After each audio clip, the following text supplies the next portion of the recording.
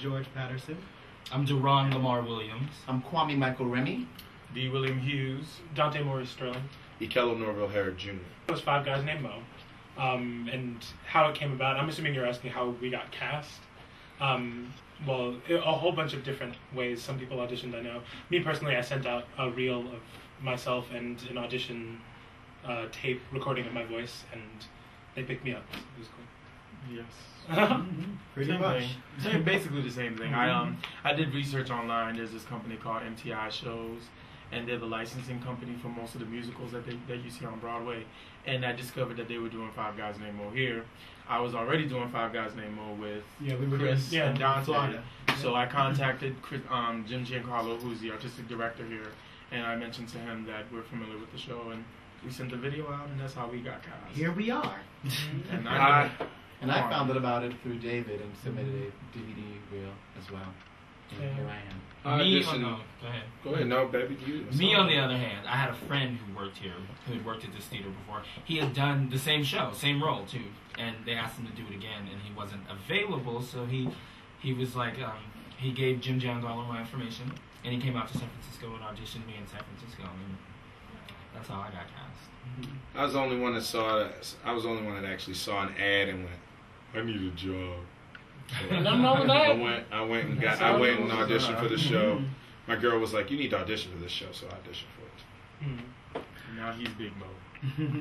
So what's the context of the show? What is the show about? Well, the show is loosely based off of the music of Louis Jordan, who was I'd say a musical trendsetter back in the 1940s. Very jazz and bebop. And I dare to say that he was probably the first rap artist, because a lot of his music is rhyme and kind of that groove that we kind of call hip-hop today.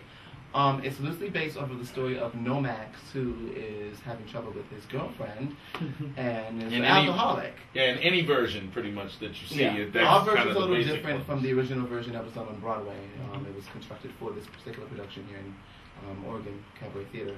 And basically, these 5 guys come out of the radio, and each of us have our ways of teaching him his lessons of how to pretty much get his woman back and how to appreciate her. And how to be a better person. And how to be a better person in the process.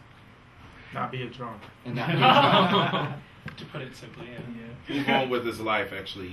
Become responsible. It's really about him becoming really a man, for real. Straightening up. Straightening up and flying right. Right. What kind of responses do you guys receive? Oh, the audiences have been amazing. Just tonight, we just finished the show. We had a full house. It was pretty big. Yeah, we've been selling out a lot. They made this the summer show because they expect a lot of tourists to come through the city, and there isn't anywhere that we've been in the city where we haven't been approached by just the general population talking about how great the show is. And we call ourselves fake celebrities. Yeah, we really are. Yeah, we are fake celebrities. I don't know how I'm gonna feel when I get back to New York, because it's so big here. Everywhere I go, no Max. So it's pretty exciting. So I would say the reception is very good. Extremely good. Talk about the difference between a black audience and a white audience, and the show. Ooh, that's a good question. Well, seeing as how we haven't really done the show, and seeing as how we flip out every time we see a bit of color in the audience. I mean, the black audiences usually relate more to the comedy and the writing and just overall the show. The white people do laugh at different spots than the yeah. It's almost like, the way I can equate it to is like almost the difference between going to I guess a predominantly white church and a predominantly black church. There's a lot of structure. There seems to be more of a structured, more tempered down kind of response to our show from the general white audience. I'm not going to say all white audiences, but the general, it's very subdued, sort of kind of like, they wait until the end to show their appreciation, which is they very much appreciate the show. But with black audiences, we tend to get a lot of vocals in between, a lot of answer backs, a lot of what, in the show we hear call back and response. That's something that we're very familiar with as a people. Right. So there tends to be a lot of callback, call and response, a lot of interaction with them. And that in turn makes us more energetic and more excited to do it. Feeds us. It totally feeds us. How much work is it? It's a labor. Do you see my shirt? Do you see the pit stains? It's a lot of work. It's glorious though. Like it's truly a labor of love. Yeah. We rehearsed for 3 weeks. 3 weeks. 3 weeks of full 9 to 5. 10 to I don't 6. know. I still call that opening Boot week camp? a rehearsal. Yeah. 'Cause that was we just It's like like 2.5 hours of pure adrenaline. Yeah. Just Yeah. pure adrenaline. It's nonstop. It's a nonstop show. You know, it's like from the minute the lights come up to when we take our bow, we're either constantly moving, singing, acting. Did I say moving? Yeah. By the end of the show, you want to just pass out. The beautiful thing about this cast, though, and like something that materialized when we first met each other, that we just have a very strong vibe between us, and it became a family very quickly. Yeah. So whenever anyone's low on energy or they're falling out, you know, we cover for each other, and it keeps it rolling. It's been a beautiful experience working with these And guys. that bond can be felt in the audience. Yeah. Nothing's better than going to see a show and feel the energy and the love that the cast has for each other and that support system. And that transfers very much to the audience. I mean, I remember Yeah. specifically last night. I was so dead tired, dead tired. I mean, there should have been no reason why I was on the stage. I was so tired. But the boys all threw this energy at me. The audience was on, and it just artificially gets you there, and it gets you where you need to be. I mean, and it's hard. It's hard. Yeah.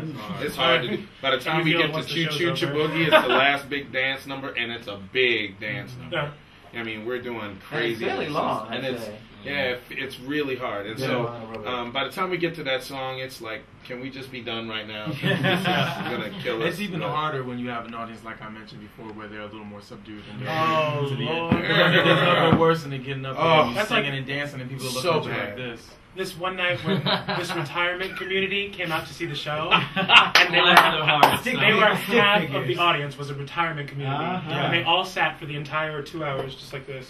We tried to get But them they up loved for it though. At the end, they stood up. It was ridiculous. It's crazy. We You tried know, to those get stand them up and get ooh, them standing over We the tried to conga get line. them up for the conga the line? conga Oh. line. Ooh, no, Don't touch me! No. What's the conga line? Time. At the end of Act 1, we do a number called Push Capisci Pie, and we invite the audience to come up on stage and do a conga line across the stage with us. So it's a very, very interactive number. Very This, Right. actually, to be honest with you, this show, the whole show is very, very interactive. And I mean, sometimes we are like, you know, you're in the wrong show if you don't think you're going to be able to do People anything. will move. Yeah. People have moved We'll see before. people in a certain place that they're sitting in Yeah. the first act, and the second act we're like, oh, they moved. It's like a little internal joke for us. It's like, they moved. Yeah, because Yeah, they so had people to. look at us like Because we're crazy. we would work them. I Yeah. mean, when you're doing stuff and we're trying to make them do things, and they got a bad attitude about trying to get up, they got to either move back because we're gonna pick on them the whole rest of the show. One You of know? those kind of shows. Yeah. It's a very Don't be interactive shy. show, and it's Yeah. all it's like David said about the call and response thing in the church. You know, you grew up with that feel of like, oh, that's that. What y'all think about that? And you want them to reply. And sometimes And then you know you have it was like pulling teeth. And then we had some times where the show, the audience were just with us from the first beat of the music Yeah. until the last beat of that instrument. They were with us. And Wednesday that was night awesome. show. Wednesday night show. It was so It was good. like a church revival. It was. You know. It was weird. It was. Yeah. It felt. It Only was thing that weird. was It missing was was the collard greens and the fried chicken. for real. He's right. And the black Talk about the difference between images from yesterday, because what you guys are doing today is really big on what happened yesterday, right? As a result, and in contrast to hip hop images and some of the negatives today. Talk about the difference between the old fashioned and the new school. Well, it's kind of interesting because the character Nomax is supposed to be based out of today, and then we're all back from the 1940s. So it shows a lot of contrast and differences, between the guys and him, of what used to happen and how it relates to what happens now. So it's always interesting to see that some of the things that he says are more modern, and we kind of just look at him like, what are you talking about? That's not what we did in the 40s. Yeah. So, They'll get on my case because sometimes I'll say something that's really particularly modern, and they'll be like, "What do you mean that?" They don't. Oh, snap. That's the one. Oh, snap! Lord. I'll be like, "Oh, snap!" I think- Like, oops, can't say that one. I think that what is really different about this show from a modern kind of music and ideas and flavor of hip hop, especially, is that this music was really about having good times. It wasn't about like unearthing ugly truths. It wasn't about unearthing truth in general. It was about, we're going to a party, we're going to throw down, we're going to laugh, And I think that a lot of what we do as the Moes is inject that kind of feel into Nomax's life and remind him that life can be good because he's going through a really rough time. But in terms of how this relates to hip hop, I think it's like polar. It's crazy because of that particular truth element. There's also a sense of pulled upness.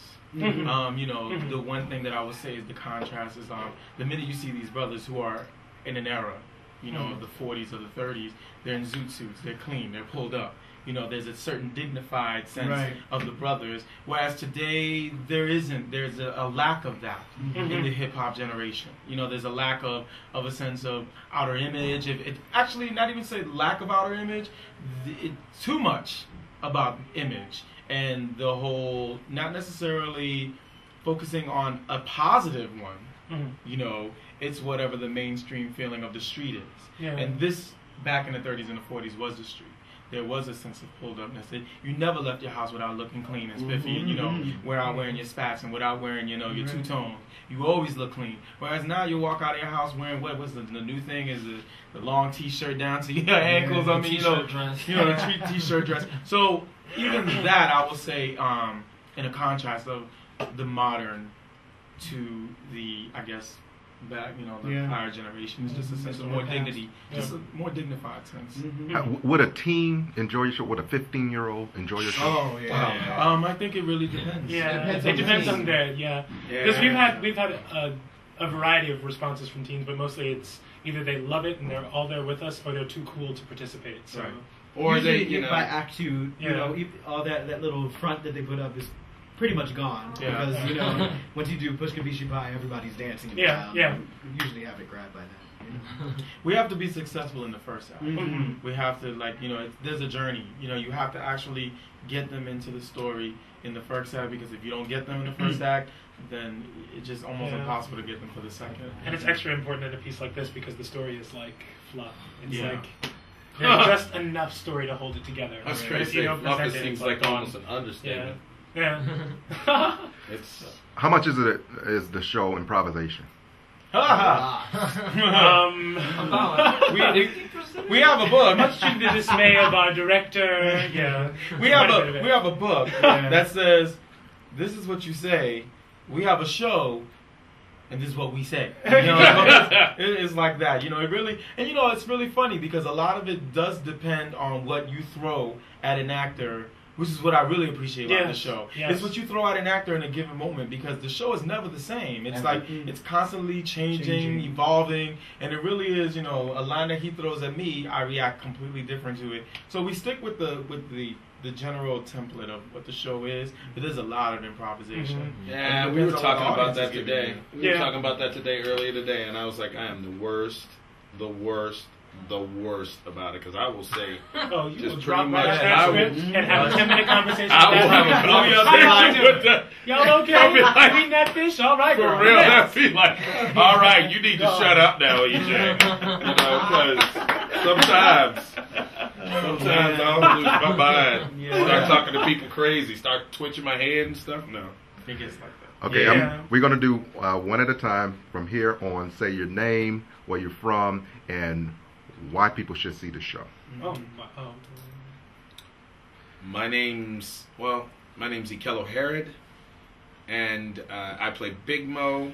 And the reason the people should come see this show is because, well, basically it's off the hook. Okay. You didn't say where you're from. Where are you from? Oh, I'm originally from Baltimore, Maryland, but I reside in Seattle. This is Dan Rather with the Evening News. I'm Dante Sterling, and I'm from South Orange, New Jersey. I love New Jersey. Come, we love it. And you should see the show just because it's a good time. There's something so freeing about the experience of the show, and you leave feeling better about life. You know, something about it. I don't know what it is exactly, but it's good for you. D. William Hughes. D is for David. I'm from Brooklyn, New York. Brooklyn. You know, I think that you should come see the show if you want some good singing, some good dancing, and you just want to party. Because that's what you're going to get when you come see Five Guys Rainbow. Yeah. Preach. My name is Kwame Michael Remy. I'm from Brooklyn, New York. The reason why I think you should come see the show, not only because it's show-stopping, high energy, and you're going to leave feeling good and want to go out and have another party after you leave us, but also because the music, this is the start of black music and how it's evolved. It started with jazz and bebop, and all those elements of this style rock and roll, all the elements of this style of music is now prominent in today's music. So you need to get the basis of where the music began, and it began with Louis Jordan. And to add to that, the fact that the 30s and the 40s is such a black hole of people's musical knowledge. We don't know a lot about how what was it going all on there. We started. don't remember it. So it's a good history lesson. Yes. Sorry. Christopher George Patterson, and I'm from Perth Amboy, New Jersey, like Dante. And let the good times roll is really all I have to say. If you want to come and have a good time, that's what I would say. Definitely come see the show. They all told you. Yeah. I'm Deron Lamar Williams from San Francisco, California. And the reason why I think everybody should see the show is because I saw it when I was about 17, and I left thinking about it for like a week thereafter. It really is a good time. They've already all said it, but it's a good time. You'll leave in high spirits. It's a good time. All right, guys. Thank you. Thanks, Max.